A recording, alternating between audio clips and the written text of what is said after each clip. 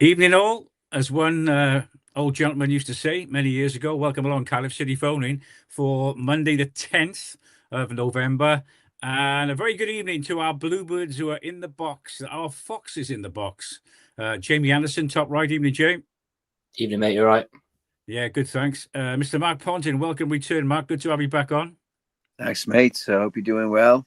Yeah, good to see you. And our defender supreme, right back, centre half, wherever you want to play him, Mr. Jeff Cleaton. Nice to see you, Jeff.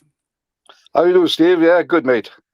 All good. I don't know how everyone else is feeling. It's your show, guys. So get in touch on the text, on the comments. We love to hear your thoughts on our away trip to the seaside, Blackpool on Saturday, and Jamie was up there. James, go on, tell us what you thought. A bonkers game.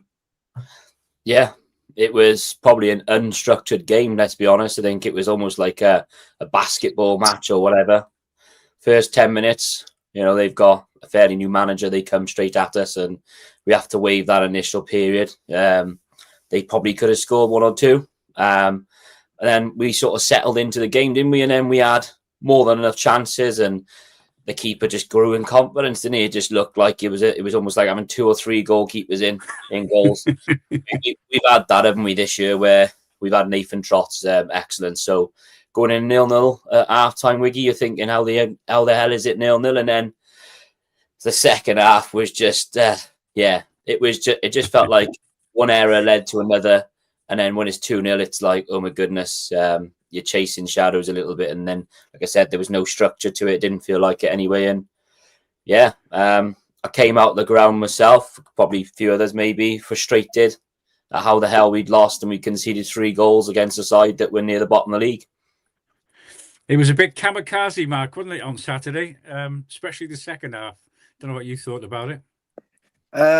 I just think it was a comedy of errors, Steve. That's all I could describe it as. I just think we've been making too many errors in games since the start of the season, really. Personal errors, missed passes, missed tackles, etc. And I think we should have buried it in the first half. We didn't, and then we were made to pay in the second half. We got a young team that's growing in experience, but they're gonna be naive times, which they showed. And I think, like Jamie said, with a new manager bounce, Blackpool were up for it. And I don't know why Barry Murphy didn't get a grip on it in the second half, though. It was chaotic. It was chaotic at times, and it was. I just felt that the middle of the park, even though Jeff said earlier Alex Robertson had a good game, I think we were overrun quite a lot in the middle. Sometimes it bypassed our midfield completely, and like we mentioned before we came on air, Dylan Lawler had the best and the worst of performance. Great surging forward in the first half, and he was awful surging forward in the second half. So. Yeah. I just think we should have buried the game. It's just game after game now where we can't seem to score goals. It's reminding me of last season, to be honest. Bit frustrating, Mark. Bit frustrating. There's a good comment there, Jeff, from Paul Howells. Thanks, Paul, for getting in touch. Any comments?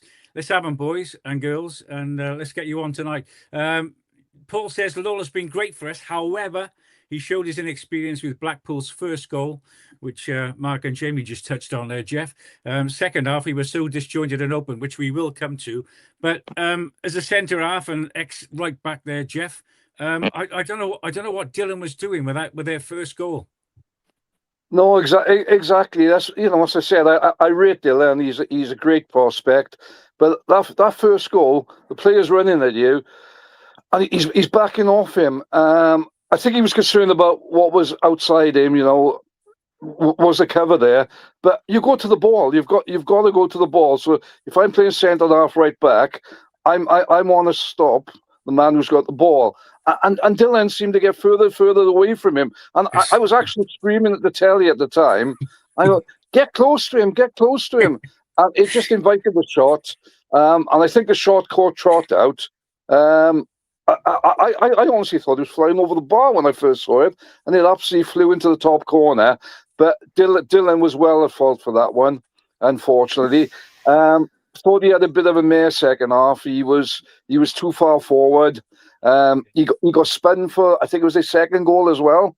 He was too tight. Turned him, come back his side, and then I think he passed. Maybe Fletcher again or the Bloxham goal, one or the other. But he was also at fault for that goal. Very unusual, but a young player showed a bit of naivety, I thought, Steve. Yeah. You made a great comment earlier, James, just before we came on air about Fletcher. Go on. Someone said to you on the way up the ground.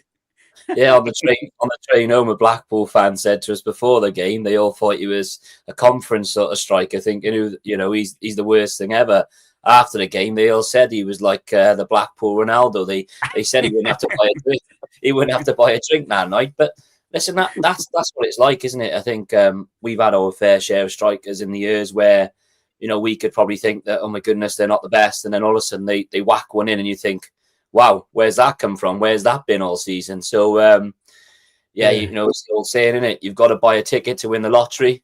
And our numbers weren't called, unfortunately, the other day.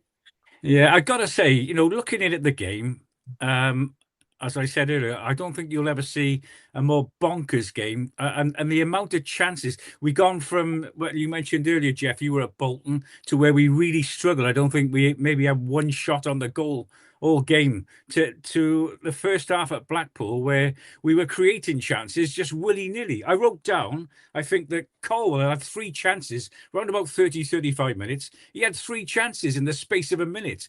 And their keeper, as you said, James, made worldy saves. And I remember that name. He did play for someone else, Peacock Farrell. It sticks in my mind where he's played against us before.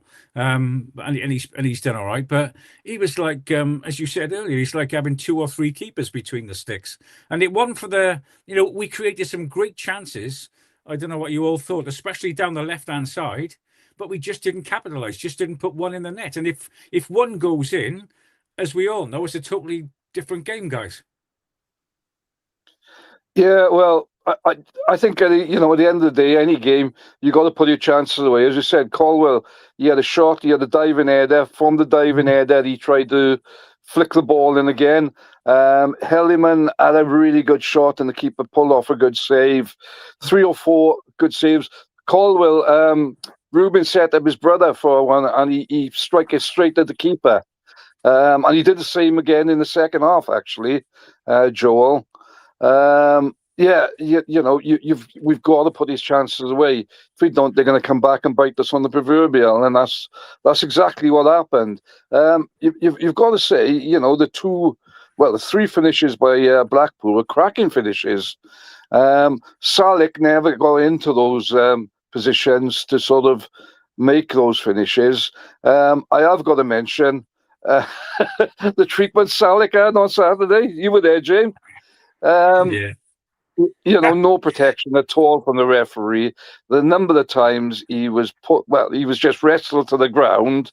I know you might say, hey, 50-50. I don't mind going up against the centre forward. You give a bit, you take a bit. But, I mean, I don't think Salick's getting any protection at all in this division whatsoever. He's getting frustrated. And fair play to the boy. He's still got 6 or 7 goals.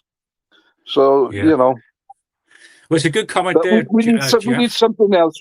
We need something more than Salick. Somebody else has got to be weighing in with the goals, haven't they? Yeah. There's a good comment from Paul Williams there. Thanks, Paul. Good to hear from you. Never been one to blame referees, but it was Bob Manley is his name, James, the referee. Yeah, but we had him a few times down here. And never been one to blame referees, but referee gave Salick absolutely nothing all afternoon. Do we all think that Youssef is giving enough back then? Every time he does though, Steve, he gets pulled up for it, doesn't he? Every time, if he sort of has a bit of a wrestle or does anything, he gets whistled against straight away. So I don't know. I feel a bit sorry for the boy. Maybe his movement could be better. Sometimes he's just standing there, letting the centre half get tight to him. Look, start moving the centre half about, but then he's generally got 2 centre halves on him, hasn't he? This is where maybe we've got to look at the formation. Yeah. Do we think then? I don't know what you reckon, Mark. Do you think it's it's a case of, I mean, if you think back to the start of the season when we were very hard to not only beat, but I mean, teams struggled to score against us. So is it a case of us like getting back to basics then? I think at the start of the season we were a bit of an unknown quantity because nobody knew how we were going to set up and play, and we had a lot of new young players coming into the side, etc. So I think we were, once teams started to work it out, they either countered us by pressing us, or they, like Burton, they'd sit back and just defend, depending on if we were home and away. And I don't think we had a plan B to you know, if we had all the possession, we do pretty well. But if we had a team like Blackpool that went at us, you know, we were lucky to ride the storm in the first 10 minutes. A team like Burton who sat back, we didn't really have an answer to get through there. And I think that he's still tinkering with the team a bit much. I mean, for example, I would have preferred Wintle on Saturday purely because he mops up a bit more than Alex Robertson does. I just like you know, if he's on his game, Wintle, he's like having another member in the back line, like, you know. And I think that he perhaps would have done better, but there's no settled centre half partnership. He keeps tinkering with the middle of the park as well, and I don't like that. I mean, I call me old fashioned, but I like seeing this. You know, if they're fit, like Van Dijk, Kanate, you know, and the same partnership very well either. But you know what I mean? I like. Yeah. And I don't think because we got so many. I don't know. We've had a few injuries, but also Osho's out of form, and then Chambers is not playing that great. So he's trying to find two centre who are in form, and he hasn't got them. You know, and the niggly injuries, etc. We could do with another body in there that we can bring on, and we don't have it. And I just this, you know, we're League One. You know, as far as the referees go, we need to accept that's how it's going to be. Callum Robinson got taken down, didn't he? For that third goal, that was a foul. And you know, in the Championship, that would have been a foul. But we just got to accept that. That's the way it is. You know, we're just going to have to accept that.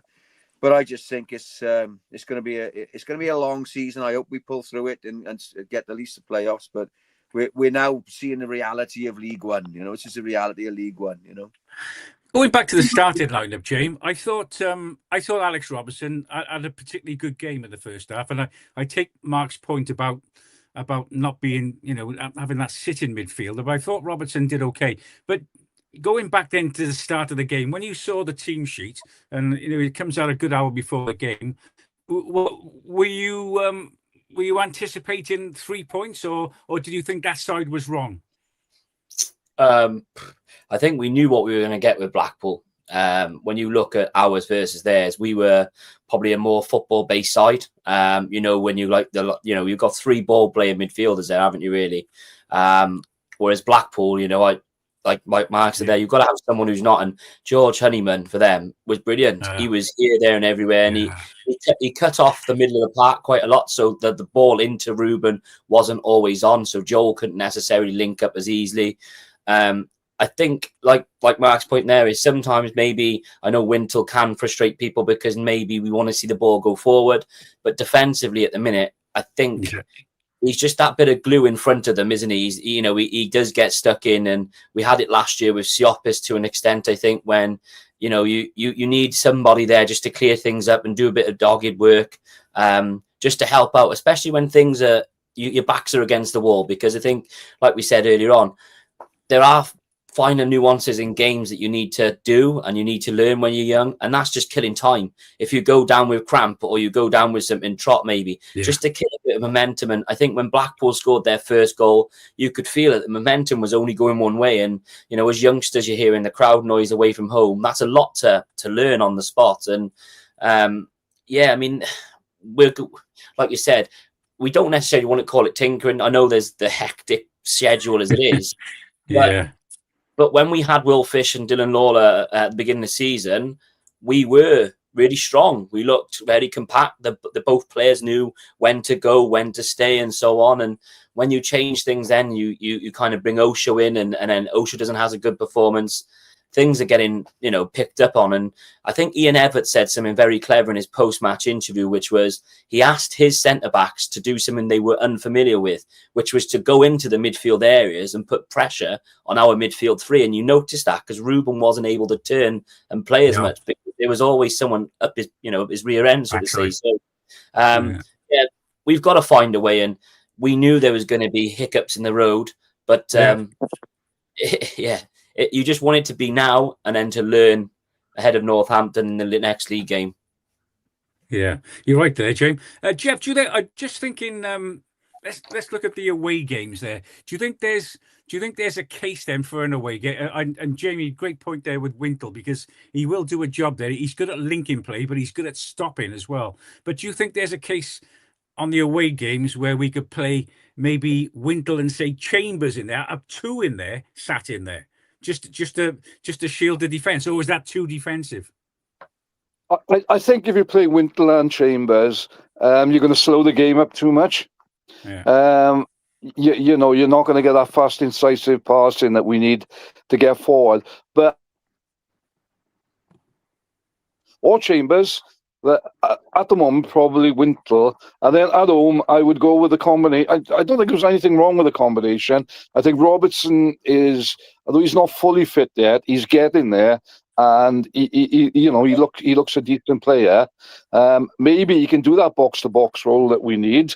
But yeah, away from home, I just think we've got to be a bit more pragmatic. And having gone 1-0 down, we really just chased the game and left huge gaps at the back. And then when he took Robertson off on about 60 minutes, I would personally have brought Wintle on at that point. We're still in the game. Even if we got a point there, it wouldn't have been a bad point. No. But to go and lose it, Jeff, 3-1. I was going to say, when you mentioned that, sorry to butt in, I was talking to Si earlier on, and even when they were 2 up, I still said to my son on the text, I still fancy us to come back and maybe get a point here, because we were still creating lots of chances. But when they got the third, that absolutely killed it then. But you're right. We went a bit kamikaze, didn't we? Yeah, I think Murphy he changed it to a 4-4-2, didn't he? Yeah. We definitely went kamikaze, and we'd push Kapaki up, we'd push Bagan up, we'd push Lawler.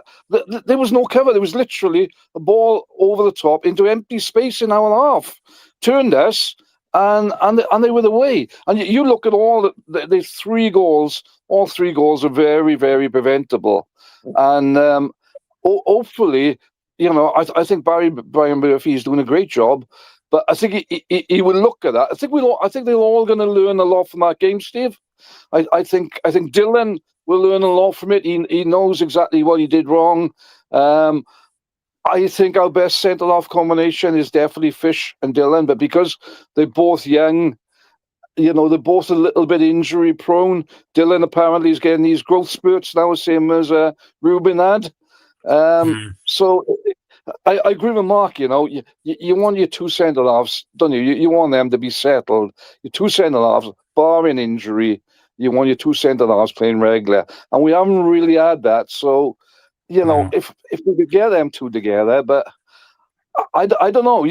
We've got the cover there probably. I like Chambers. I think Chambers is a very experienced player, but I don't think his best role is centre half. To be honest, I think he's probably sitting in there, sitting midfielder. That's ideal. So, but he's got to finance it, Steve. As simple as that, isn't it? Yeah, good point, Jeff. Good comment there from Martin. We're a young team, and we all know that. The low is bound to follow our highs, and Barry Murphy will get this team playing. But we do need some physicality in midfield, and Fish is a fundamental necessity. Of course, the thing about it, I think we're trying to manage injuries, aren't we? And like you just touched on there, Jeff, I think Fish has got a bit of a knock. Obviously, otherwise he would have started Saturday. I read that he was out completely. I was surprised to see him on the bench, James, to be honest. And then Dylan, as you said, is having a bit of a spurt, and I noticed he changed his boots again on Saturday. So obviously he's not 100% as well. Looking at that, then, Mark, what do you reckon? And if you're watching this tonight, I don't know what you all think, but is there scope for us to bring even if we're not going to spend any money in January, or even if Mr. Tan won't spend any money, is there scope for us to bring anyone in on loan? I don't know. Or where would you strengthen, Mark? Where do you think we need, desperately need some bodies in just to give us that bit more of a team ethic type of thing? Well, we need cover for Joe Bagan. We need a centre back, and we need a midfielder, in my opinion. I'd like more than that, but a left back. I mean, Joe Bagan's playing pretty well. He's putting some good balls in as well. I like Joe Bagan a lot. Always liked him. But if he gets injured, are they going to move Capaccio to play left back? I suppose I can't see that working myself. I think we could go on a bit of a losing streak if we have that. They've got to find cover for him. Centre back. I mean, I think we just need another body in there. My faith in Osho is not good. I don't like him at all. He's not. I don't think he's adapting well to the style of football he's been presented with, even though he's worked with Barry Murphy before. And it's a shame that Eli King got injured, because I think we would have been all right if he'd not got injured. Okay. He's more of a 6 to me, like Wintle, and Alex Robertson is like an 8 rather than a 6. Joe Colwell's an obvious box to box more of an 8, and when they've got the 2 8s in there, to me, even though he played well, Alex Robertson, and he's coming back and he's getting his confidence back, I like a 6 and I like an 8. I like someone who's like Wintle will track back. He's one of the ones that's got a bit of he'll put his effort in and try and get back there. A lot of the time the ball went just bypass the midfield. The Colwell and Robertson would be next to each other further forward a lot of the time, and I know they're finding their feet. You can say they're just not used to playing together. They're not used to the system playing together. But I just think it'd be nice if we had another combative midfielder in there, not necessarily a playmaker. Someone like another Wintle or someone like that we could throw in as well. But I don't think Tan. I think we got 2 loans, haven't we? So is Nathan Trott's not? He's alone, isn't he? Nathan Trott's. He is at the moment. Yeah, we got 3 loans. I don't think we can get any more. I'm not sure, but I don't know how it works. But I don't think Tan can spend any money. He's want us to get up with what we got. Thanks, Mark. Interested to know what everyone thinks about Osho. I've had many debates with quite a few Bluebirds on Osho. Where do you stand on him, James? I personally, if you ask me, he hadn't done too bad. But obviously, the things that are going to stick in your mind are those 2 back passes, obviously. But when he's come forward with a ball, he looks okay. But do you think there's another position? Could he play as a 6 or an 8?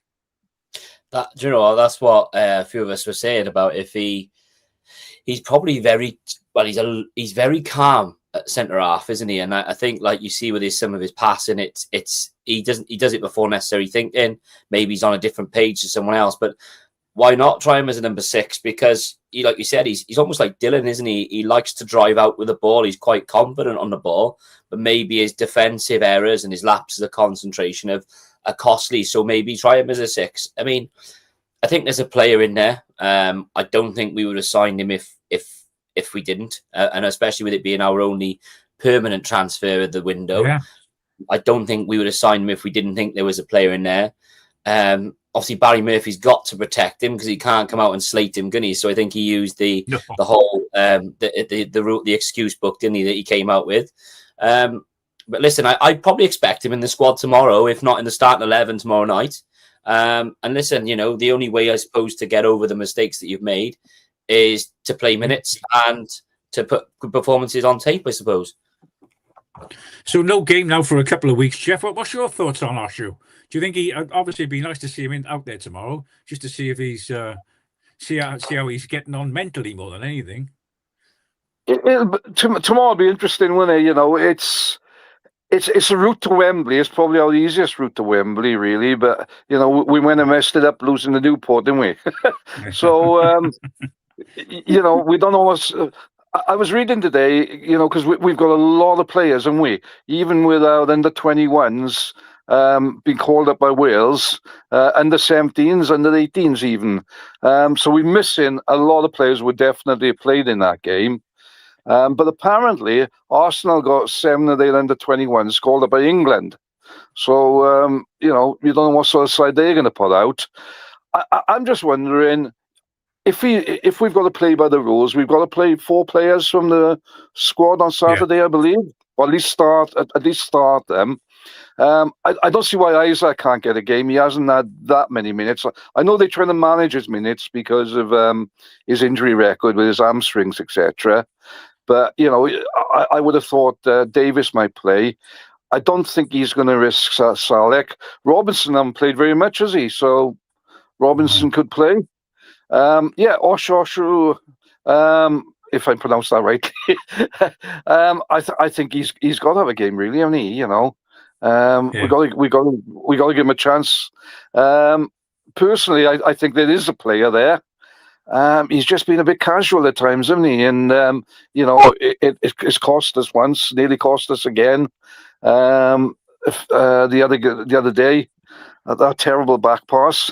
So, but yeah, there's a player there. I was just saying earlier to one of my mates, would he consider playing a 3-5-2 tomorrow? But I don't know what players we've got to play because I don't know who's available, quite honestly, because of the call-ups, you know.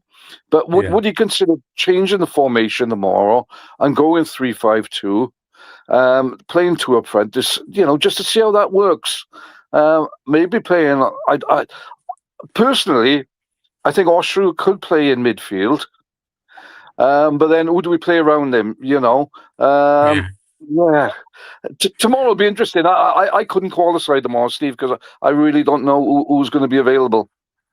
Let's look at the attack then, guys, and I think one of our major problems is obviously Youssef is not getting protection from the referees, but not only that, he scored 7 goals, I think, didn't he? But I mean, fair play to him because he's not getting the best service, is he? But is that because Jamie's up there on his own, and is that why you're saying, Jeff, that you'd sooner have the 2 up front, be it Robinson, Isaac, or Ashford, tight with Salek, or what do you reckon, James? Would you go with it? Would you try a 2? Because he just seems to favour this one centre forward, and don't forget our 2 wide men have virtually got chalk on their boots all game, albeit that they're not proper wingers, are they? So their natural inclination anyway is to come in, so we're making the pitch narrow. We're not getting behind teams, as we said on the show before. But would you sooner see 2 up front then?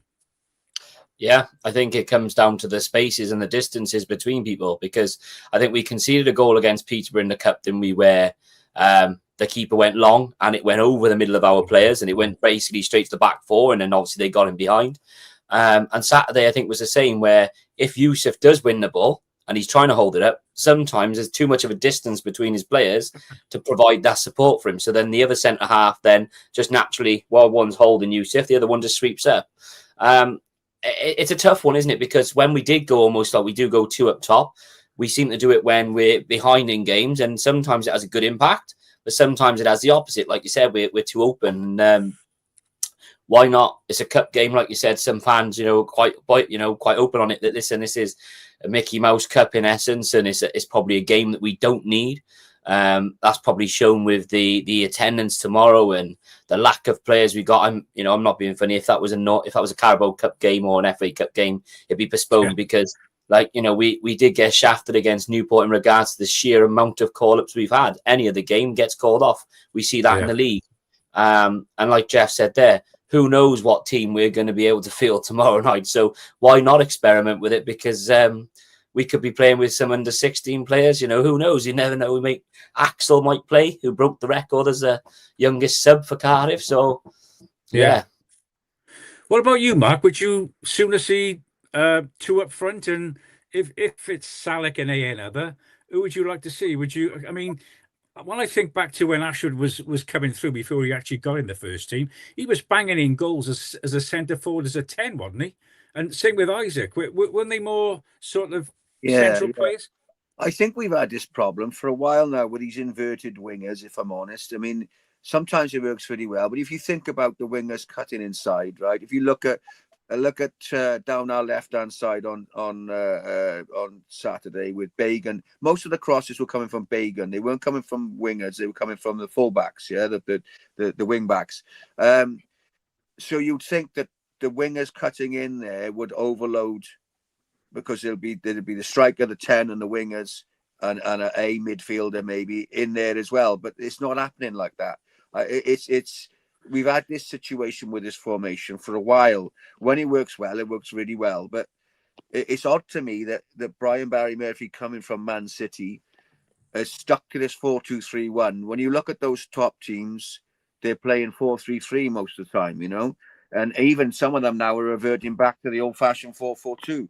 Now, when you have the two strikers up front for you, it's much more for the the centre halves of the opposing team to have to think about. And if you've got a striker like Yusuf Salek, who's more of a poacher kind of striker, he's not, you know, he wants the ball fed to him. And if you have another striker there who's more a creative kind of striker, making a bit more runs there, you know, to me it makes sense to at least give it a go. But the last season we didn't give it a go. This season we don't look like we're giving it a go. I think that the two of them, Robinson and Selec, I think if they had a run of games, it could be quite potent for us. And if they stopped so much of the cutting inside and the wingers did the old traditional thing of crossing the ball in, you know what I mean? You've got two in there. I think it's worth a try, especially in games like tomorrow, because why not try it out? You know, it's if we win the cup, it'd be great. But you know, we're after the promotion at the end of the day, so why not give it a go? I think it's this problem we've had with this system for a while, you know. Martin Ryan thinks Robinson's not fast enough up front. Paul, CFC Bluebirds, good to hear from you, Paul. We're not good enough up front, boys. When we're creating 10 or more chances each game, tells us we have a weakness. Jeff, would you look to play two up front then as an experiment tomorrow? But who would you like to see up front with Salek? Would you like Isaac up there? Yeah, as an out striker now. Yeah, definitely. Like I said earlier, I think we're playing both Ashford and Isaac Davis, one or the other. We're playing them out wide. I don't think either of them are out and out wingers. They're both forward players. Play off a big man. We haven't tried that. You know, personally, I think Isaac's got more pace, so he's the one who could probably cause more problems. But as you said, you know, Ashford was banging him in 2 seasons ago, wasn't he? I'd like to see. Yeah, I'd like to see us give it a try. Why not give it a try? I tend to agree with that other guy, what he said about Robinson, and also it could be Robinson his nose is put out at the moment because he's not getting selected. But you were there, Jamie. I thought when Robinson came on Saturday, he didn't do a lot. You know, he should be busting the gut when he gets on to get that goal to cause problems, and he almost looked like he didn't want to be there. We've seen that with Robinson before, and that worries me a little bit. You know, maybe give the two of them a go. You know, both of them, when you look at their pedigree, they should be scoring goals in the first division, shouldn't they? You know, Robinson and Salek, they're both good finishers. Fair play, Salek's got 7 goals, but I honestly think he needs help, Steve. Yeah. So, I would go with two up front, definitely. If you think back, though, Jamie, you know, through notoriously, I mean, okay, let's not go too far back. Chopper and Bothroyd, you know, let's go a little bit further back. Tony Evans, Adrian Alston, Brian Clark, John Toshak. You know, notoriously, through the mist of time, that's where we got most of our goals from. So, you know, and like Kyle's saying there, what's BBM expecting to happen? Salek on his own up front, rest give him absolutely nothing. We agree there, Kyle. No one around him other than 2 or 3 defenders. And you can see he is getting frustrated. So it does need to change. I think this has been going on for a while, though, Jamin, that, you know, you can see the frustration with Youssef up front. I mean, you know, I played centre forward. I always had someone alongside me. You know, we always a 2, and we always had pacey wingers. Are we missing Ollie Tanner out there as well then? Yeah, I mean, football goes in cycles, doesn't it? Like, you know, like you said, the way the top tier teams are now, you know, you look at it, set pieces were laughed upon when Tony Pulis used to talk about it, about the corners and stuff like that. No top team, no top team would do it. Arteta and his revolution at Arsenal has shown that the long throw has come back and the set piece. Now all of a sudden sides are changing their views and their managers are changing their views because football changes, and BBM knows that. I just think at times we're caught out by what appears to be no plan B. You know, what is plan B? You know, is it a modification of plan A? Point one, you know, is how are we gonna, if a side is sitting deep, how are we gonna beat them? Because you can't always hug the touchline. Josh Bowler the other day, I thought played really well because he didn't stay on his wing; he came off it, and they were almost going man for man, but they were finding the little gaps. And I think you've just Kean Ashford, like we discussed, is when he was playing as a 10, he finds those little pockets, doesn't he? He got that little bit of energy, but when you're like you said, you're hugging the touch lines, you've got a tight space. And if they're man for man and their left back's right at you, you've got to go inside or you've got to go back. So it does frustrate a lot of people because there is talented players there. And like you said, are we missing Ollie Tanner's just simple touch the ball, whack it past and chase the ball and whip it in the box? You know, football is as simple or as hard as you make it. And at times I think we overplay and it's given us problems. As opposed to just like we've discussed, just get in the box into a 6'5" striker to header it in and score a goal.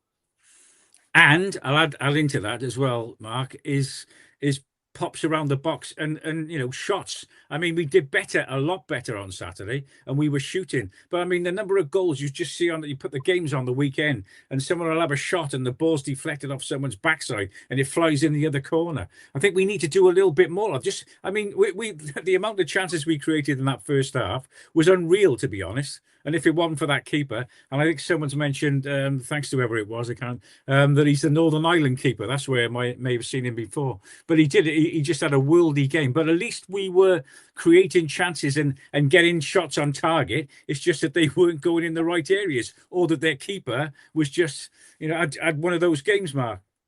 I suppose, to be fair, you know, if it had been another game, we would have been 3-0 up by half time. I mean, it's the first. I've sat in the Ninian stand, screaming for Ruben Colwell to head the ball. He always used to duck out of the headers. Now he's in this game. He does a diving header, and I was like, if you've told me, if I hadn't watched that game and you told me Ruben Colwell did a dive, I would believe you. You know that he should have. He almost scored twice with the same chance with that as well.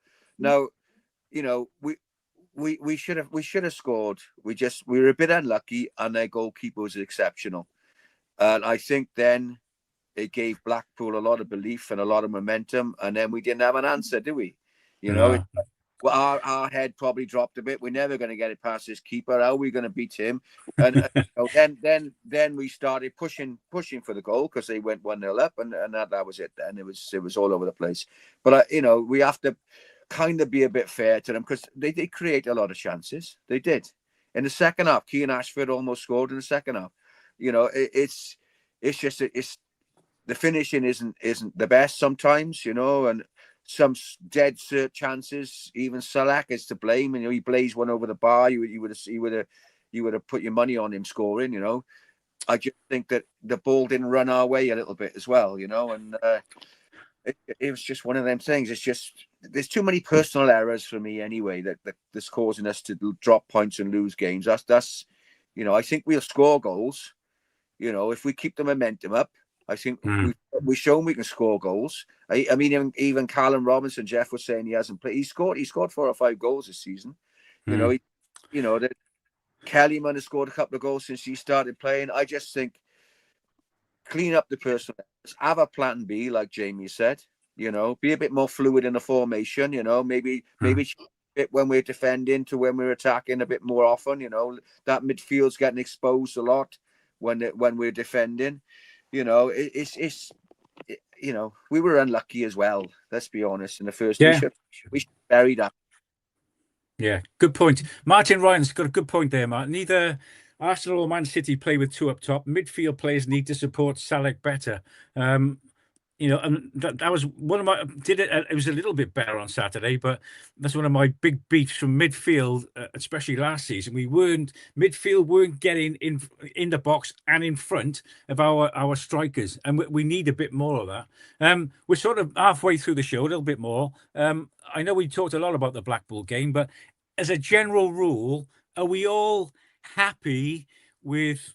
The manager's come in. He's virtually transformed the way we play from last season. He's playing all the youngsters, James. So, and what are we saying? Are we happy with the way it's going? Virtually halfway through the season.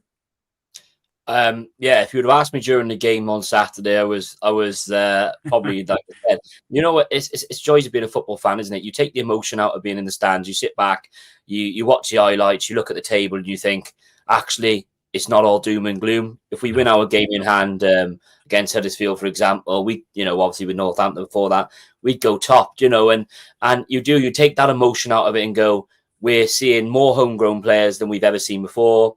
We're seeing players that actually do care. It's not as if if like you said, if individual players make mistakes, they laugh or they joke about it. They don't. They do care.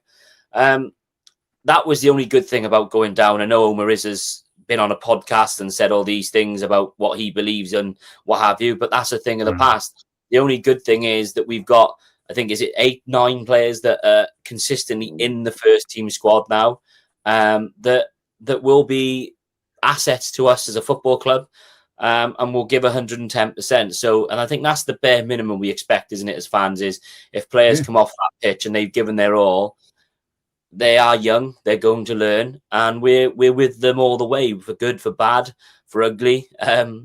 Listen, we're 4th in the league, and this league's a funny league, isn't it? It's a long league, but we've had a lot of travelling in the last 2 weeks, and I think it did look a bit tiring, I think, on some of the players.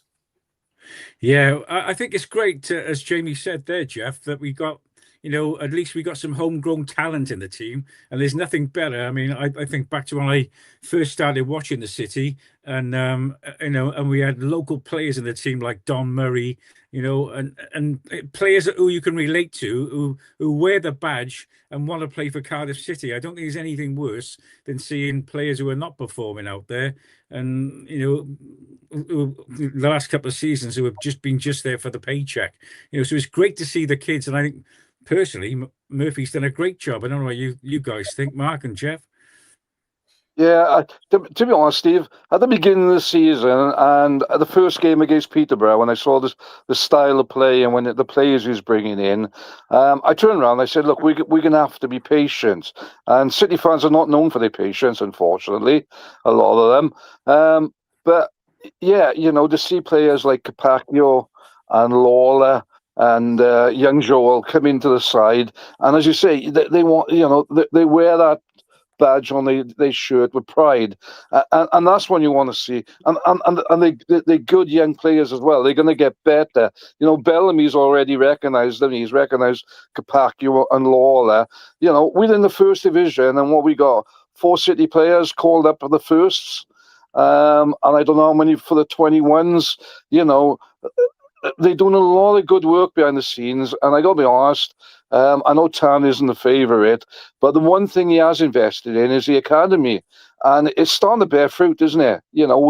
We are starting to see young, good quality players coming through, and with that, you're going to get mistakes. You're going to get tiredness. You're going to get injuries, and we're seeing all that as well. But I think it's brilliant. At the moment, how can we complain when we're 2 points off top? We could go top with a win, and we're in the semi-finals of the Carabao Cup.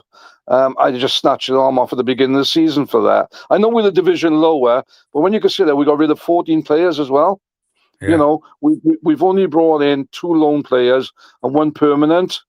So I think he's doing a tremendous job. He's learning as well. Got to realise that Barry Brian Murphy, he's learning, and he's got a lot to learn as well. Exactly like Jamie said and Mark said, at times we need a plan B. We need to be more flexible. But for the season where we are at the moment, I'm really happy. That's good news. Well, I saw 3 names mentioned across the weekend, and a lot of people talking about Mété and Rolls and even Rinomota, and whether there was or is or should or still be a place in our squad for those 3, Mark. Any thoughts on those, or are you quite happy to? I know that Rinomota gave us good service last year in a poor team, didn't he? But were you pleased or glad to see them go? I wasn't glad to see Rolls go, but I think it was time for him to go. I think Time, yeah. A great servant for us. I didn't like Mété, even though he came up with the odd goal. You know, I didn't like him at all. I thought he was a very basic footballer. And Rinomota, I think he did have a good season last season, but I don't think he's got the quality overall. And I think the correct business decision was to get rid of him and push the youngsters through. You know. And I just think that what we're watching here, hopefully, is the blooding of a young team. That if it can stay together, we'll be Sunderland next year in a championship. You know, look where they are now. You know that, but I don't trust Han. Well, Mark's gone. I'm sure he'll come back in. On that point, with the youngsters, what about? And obviously Sunderland, yes, they're doing really well. Halftime Orange's comments there. I've seen that you probably noticed this across the weekend, James. A couple of my friends said, "Oh, Murphy's on his way to Middlesbrough." So I'm texting my mate Dave up in Middlesbrough. He said, "No, it's a lot of rubbish, Steve." They reckon Carlos Corberan, remember the old West Brom manager last year. Yeah, they reckon he's on the way there. But Murphy, because the way he's sort of brought all the youngsters through, he's obviously going to be on teams' radar, isn't he? And I see Halftime Oranges there mentioned interest from Celtic as well. I haven't seen that, but it is a bit unsettling, I suppose, and I suppose we've got to expect that, Jane. Yeah, I think it's only unsettling if you want it to be. Outside noise can upset the whole ethos, the whole cohesion. Like Kyle mentioned about the Alex Robertson situation, you're never going to have happy people in the club. You can't please everybody. And listen, BBM is doing a good job with what he's got. It's not like he was blessed with 10 new recruits, like Jeff had mentioned there in regards to the amount of players that we'd let go. It was always going to be a transition period, and I'm sounding very hypocritical to myself because at about 4:30 on Saturdays, I'm walking out Bloomfield Road or stubbing out my, trying to get my train back. I'm thinking all the negatives in the world, how poor it was and stuff. But when you take that emotion away and you realise the first block is done, I've always said I'd rather start a season slow but finish fast, because that's when it matters more than anything, I think, at the back end of the season. And listen, Celtic, I think, that may be because the Irish and what have you, but Middlesbrough, they're probably going to go for someone more proven. They always do. Just don't let it bother us. I mean, the only one I saw was that Norwich were without a manager, and I believe his partner is from, or her family are from that neck of the woods in terms of Norwich. But again, why would you want to leave when this is a project that's only starting? You're not going to have 9-10 young players in a first team squad anywhere else, I don't think. No, good point. And it's a good point you brought up there. You got raw emotion there coming out of the game and seeing it live, and expecting 3 points, and unfortunately we didn't get them. But I think the key word is patience. And but our trouble there, Jeff, is we've gone down. And we want to get back up as soon as, don't we? As much as it's nice to see the youngsters out there on the park and local youngsters. We do want promotion this season. And do you think we're going to get it if we end up in the playoffs? The playoffs are lottery, isn't it? Look what happened against our nemesis Blackpool. Everybody go into that game. All my mates, I remember going there, and we're gonna win this. We're gonna be there. And I was the exact opposite. I thought, I got a nasty feeling this one's gonna come back and bite this. When you're in the playoffs, anything can happen. So we've got to aim for that top 2. I think we're capable of doing it. Ideally, I think we do need reinforcements. We touched on it earlier. I'd like to see an out-and-out winger. I'd like to see a box-to-box midfielder. I'd be happy with that. I think we're okay at centre half. I think there's enough cover there.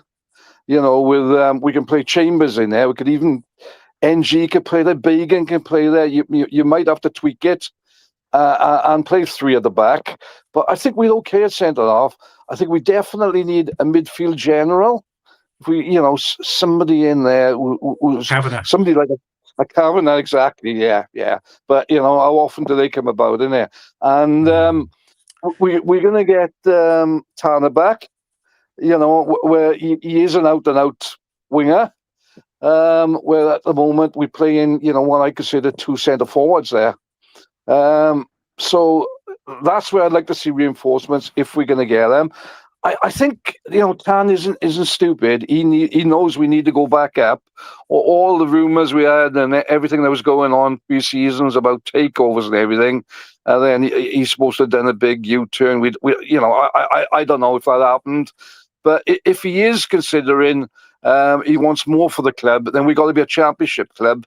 Maybe he will loosen the purse strings and just give us that little bit more that we need to get us in the top 2. I think we top 6 as it stands. I think we top 6.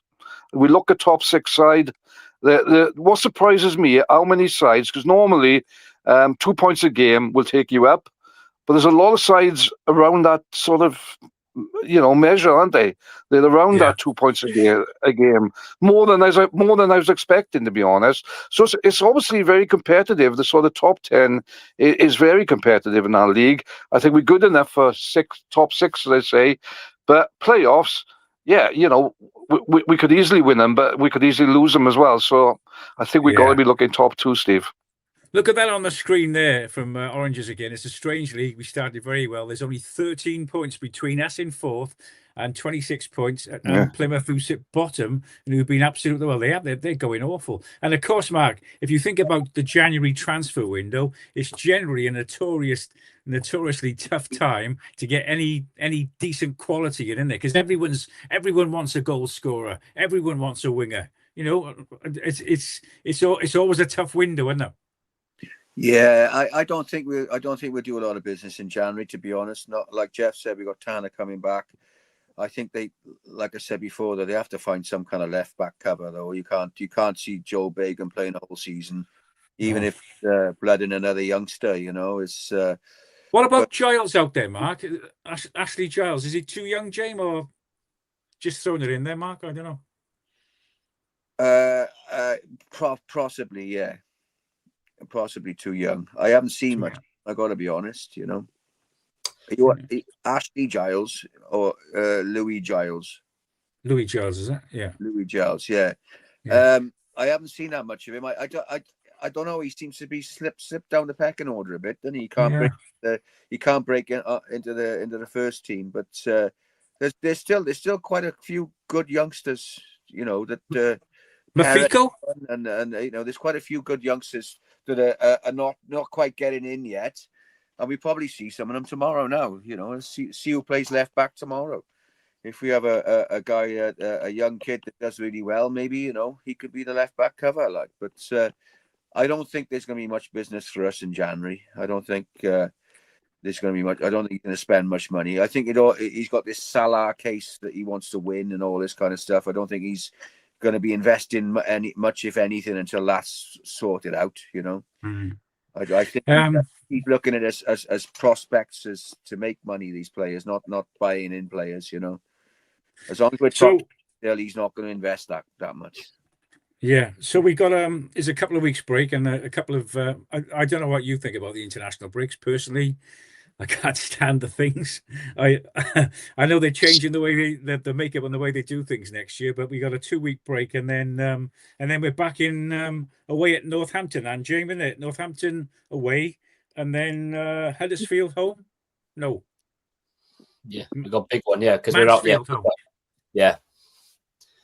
It'll be a tough block. We've got to, if you're not away with the international team, we've got to enable that we're making sure that the players are still switched on, aren't they? You know, give them a few days off by all means. In years gone by, our players have probably used that to go to the, you know, Dubai and all this. You know, I think BBM will look at it again. We've got to reset. We've got to reassess who we've got available. Joe Bagan, again, like you said, he's worked himself to the bone, and naturally he needs a break. So maybe tomorrow we see TJ Parfitt, who was the left back against Newport County, and I thought did very well. He may play. Louis Giles is someone I thought that could probably have benefited from a loan move in the summer, because I think he's shown moments of quality. But like Will Spears now, who's gone to Merthyr on loan, men's football is different to 21's football, isn't it? So they need to learn that side of the game. But listen, like people are saying, Mafiko, Capaccio can cover there as well. There's all these different things. But Perry. someone said, Perry can if he comes back. I think we're still missing Willock, aren't we, as well? I know that's another body to come back in. See, when you mention those names there, Jamie, we tend to forget if they're all fit. It's just, and as you said, there's a big block of games coming up, and the little matter of Chelsea coming down here in the Carabao Cup as well. And we want to put on. I was watching them yesterday. We want to try and put on a decent show against them, don't we? I think the tickets are on sale tomorrow, and I know the leagues are important. There, Jeff, but we got a big block of fixtures, and obviously we're going to play Huddersfield on the Saturday now, because we're out of the FA Cup as well. So it's going to be a congested fixture list right through until the new year now, which is going to be tough. But I think the general consensus of opinion here this evening is we're doing okay. Let's not forget that we're fourth in the table, as you said earlier, boys, and with a game in hand. So, and playing all those youngsters, and we're not just playing one or two; they're all in there, So, I think general state of play. If you had to give it a sort of out of 10, Mark, out of 10 for the season so far, 7. 7. Yeah. Yes, Jeff. What do you reckon? Yeah, 7.5. Yeah, 7.5. We're going up. Yeah. That'll do me. And what about you, Jay? Yes, about 7.5, 8. I think. Listen, there's plenty of room for improvement. We know it's always better knowing what you need to improve on, and knowing the answer you've got to get to than not knowing, isn't it? And like you said, the only way is up. These players are going to get better. They're going to learn. They're going to mature. So let's hope we can continue the promise that they're showing. Yes, and the plastic population, 1988. Just put my other hat on there. The only way's up. All right. Well, I just thought I'd throw it in there. That's all. Good luck to Wales in their 2 World Cup games. Thank you, boys. Great show. Really enjoyed tonight, and we'll catch up later on in the season. Keep the faith, and thanks everyone for the comments. Have a good night, everyone. Cheers. Yeah. Cheers, Steve.